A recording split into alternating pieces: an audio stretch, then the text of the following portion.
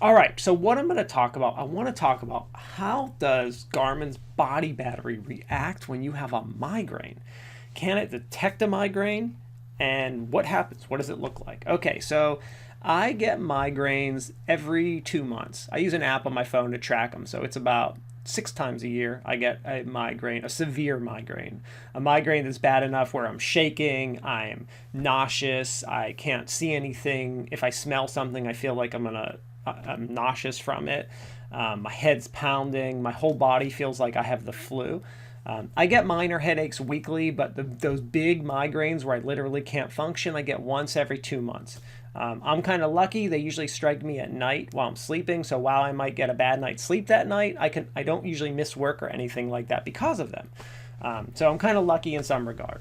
But let me talk about what happened. So I had one of my migraines last week, and I decided I hadn't really paid attention to my Garmin watch. What happened when I had a migraine? I paid attention when I was sick before.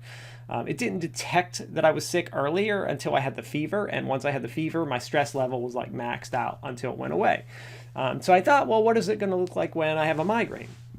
So I started getting a migraine around the afternoon time. That day, I felt it.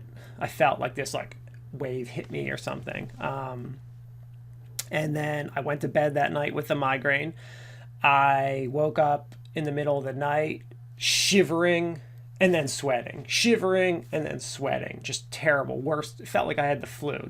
These are my typical migraine symptoms. Finally, at some point in the night between 3 and 5 a.m., I fell back asleep and woke up and felt better. So what did my Garmin watch do? What did it say? What did my stress level and body battery look like? Well, let's get in and look at it. So, as you can see, as soon as my migraine started, my stress level was high. But you've got to remember, 3, 4 p.m. in the day, my stress level is usually up there anyway. I'm doing work still, and it's that time of the day, and then I'm eating dinner and all that, kind of playing with my kids, getting them ready for bed. So it's always going to be high. So where it gets interesting is when I get to bed, because usually around 8 p.m. my stress level goes whoosh, way down to the blue.